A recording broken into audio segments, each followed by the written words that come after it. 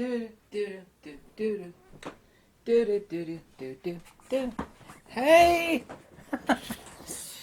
Plop down in my chair, right? I've got nearly 3 weeks of hardcore testing, and oh yes, I mean hardcore testing, on the Fujifilm X-T4. This is not mine, it's borrowed. Need to say this is pre-production. Obviously firmware is going to drastically improve before the camera finally gets released. Also for sure, extremely accurate speculation that the IBIS will radically change for the better, even though it's perfectly great right now. Just like the XH1 did shortly after release. What is the X-T4? A lot of people actually told me this is going to be their first Fujifilm camera. Even the guy at Fuji Rumors, who's an Italian guy in Italy, I hope he's doing okay right now.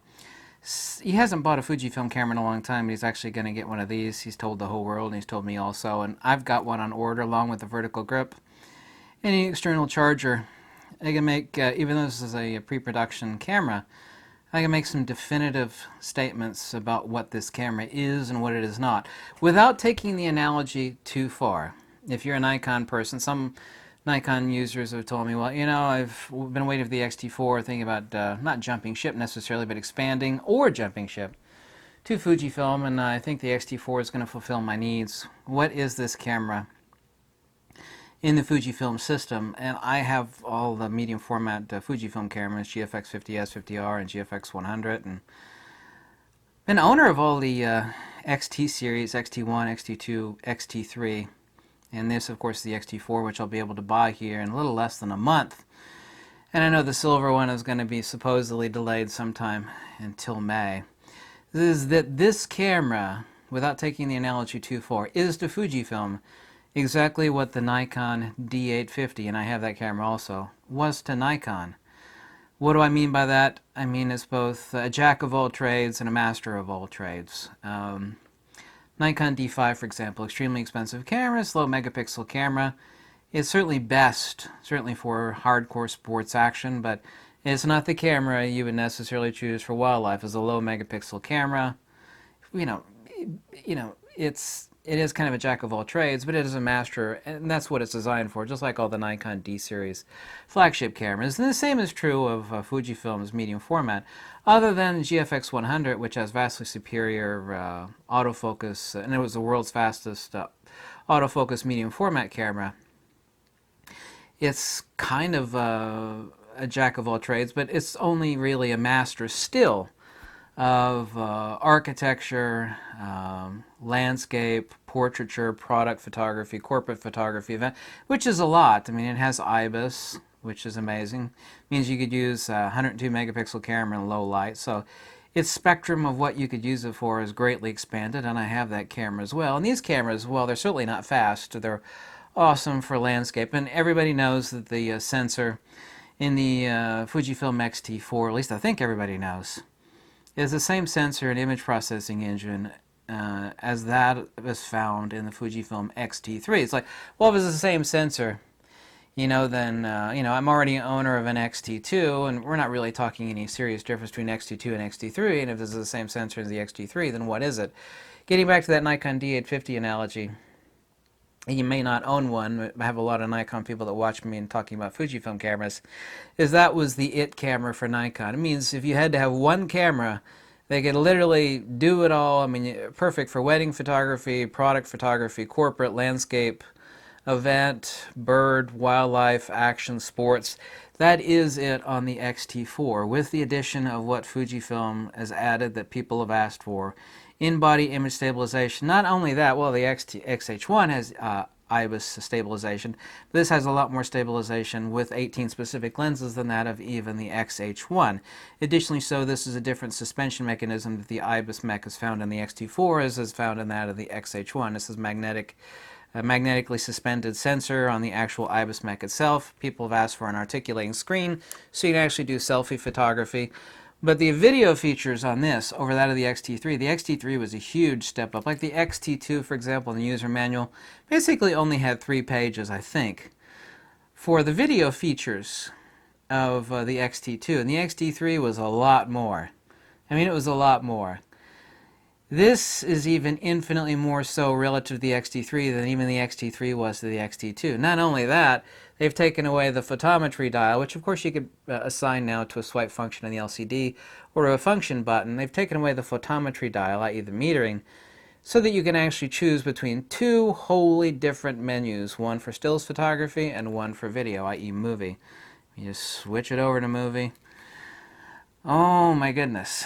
And also too, people ask for, not that really, and I also too get all the questions. I get so many emails with statements and questions or a complaint, almost very, very few complaints.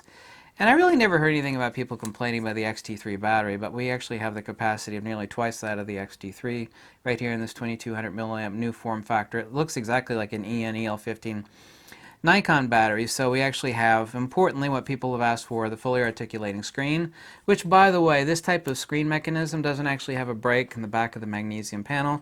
It's actually much more weather resistant. And it is also a lot, and it's not my opinion, it's a fact, a lot less fragile than the flexi-cable that feeds the displays on the X-T3, X-T2, and Nikon uses those, and Sony uses those. So we have a fully articulating screen, we have an IBIS, which is also great for like mounting lenses like this for low light photography. This is just a, dead brick, metal and glass, great and very, very cheap manual focus lens that I just got done reviewing. I called it it's an $80 lens. With the countless lenses that I have and that you have, that you could actually mount on the X-T4 and actually have image stabilization at low light, low light and slow shutter speeds is phenomenal. However, of course, no IBIS stops subject motion. That's something a lot of people forget. But this camera is a lot more actually than the battery and the fully articulating screen and the IBIS mech. The actual capabilities of the camera, specifically for video, and I've made full admission to the fact that I'm not a video person and I don't care ultimately that much about video. I just don't. Because it just makes my eyes, well, it doesn't make my eyes cross. I find it tedious. To me, 1080, everybody's recording stuff on 4K and they're posting it to YouTube and everybody's watching it in 1080p or 720 on their little tiny iPhone. So people say that, man, that's some really good videos. And what did you record that on? I was like, I recorded that on my iPhone. Oh, that looks really good. Well, yeah, it does. I mean, it's more than enough for YouTube. But I mean, for people that want to make commercials and mount this on a gimbal, that in combination, or rather I should say conjunction with the IBIS mech, then you actually have an extremely capable camera as a professional tool for video makers. So this is the jack of all trades and master of all trades camera. I mean, I'm trying to make a Lord of the Rings analogy, the one ring to rule them all.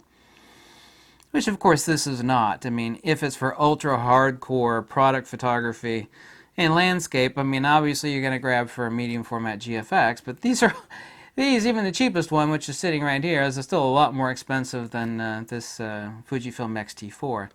So I'm incredibly happy with this. I actually can't wait to get mine.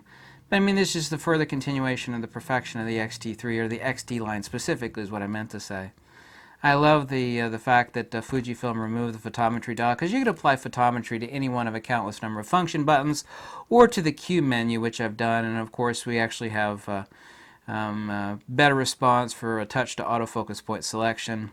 But a lot of the nuances in the menus are a lot nicer. And also too, the improved buffer rate.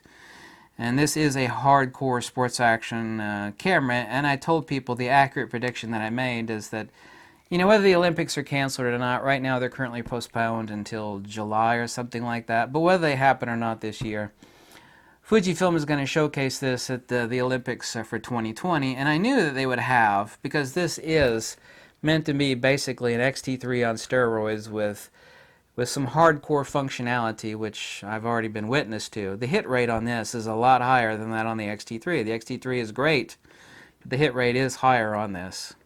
Also, too, so far as how fast it clears out the buffer, is a lot nicer on the X-T4 than on the X-T3. Is that Fujifilm is going to introduce some hardcore sports action lenses to go along with this, with what this is. Fujifilm's, hey, this is an X-T3 on steroids, ultra hardcore camera for hardcore sports action and wildlife, or SAW. And the patent filings are with a 300mm f4. It's going to be a phase Fresnel lens, which is a really compact lens, just like Nikor's 300mm f4 phase Fresnel lens. It should be a sub $2,000 lens, very compact little sucker, very lightweight also, and a 500mm f6. Those two lenses paired with the X-T4 and a vertical grip with that incredible battery life. I mean, one of these batteries is more than enough, since you're essentially talking about twice the battery of the X-T3 and all the other X series. But 3 of these, so that's basically the equivalent of 6 plus X-T3 batteries with the X-T4 and the vertical grip and its two batteries. So those 3 batteries, meaning these, the new ones, are equivalent of 6 plus of the current XT and X Pro batteries.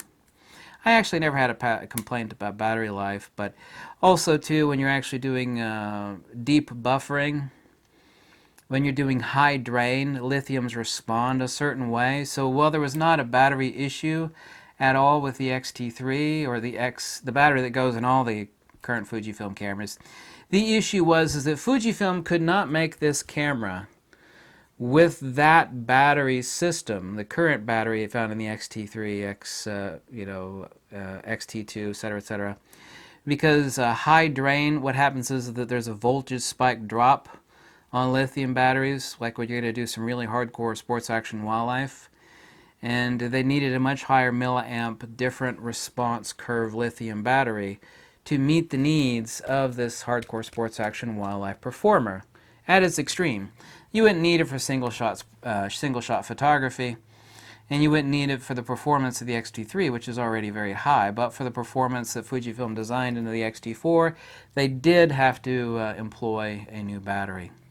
So I've been asked that question too. It's like, well, there's not really an issue with the X-T3. Yeah, but this actually has a different profile for high spike power usage that is not doable with the current batteries that are found in the current XT series.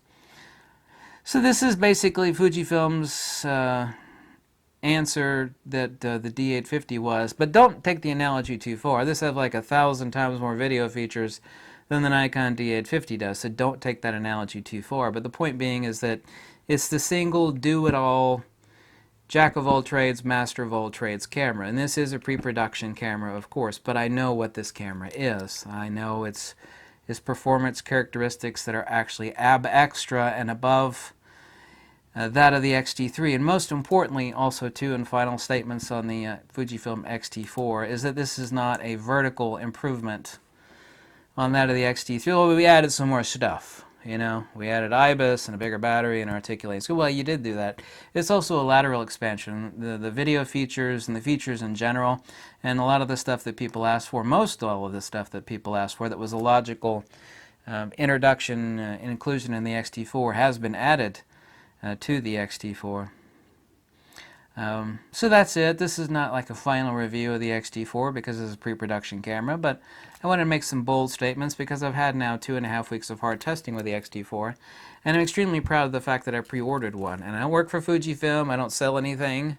Whatever you buy, I don't make a dime. Okay. I always do greatly appreciate a donation because I live off of donations, and I don't sell anything like everybody else does with affiliate links. I don't sell books and videos, and I'm currently working on the 3rd edition of my Fujifilm book, which is always free, and of course it will be free. And I will have that done at the end of this month, probably earlier than the end of this month. So anyway, thank you so much for watching. This is one hell of a damn nice camera. It's actually better than a hell of a nice camera. Not paid to say anything. This is a hell of a great camera. So, thank you so much for watching, and wait for it, Fujifilm.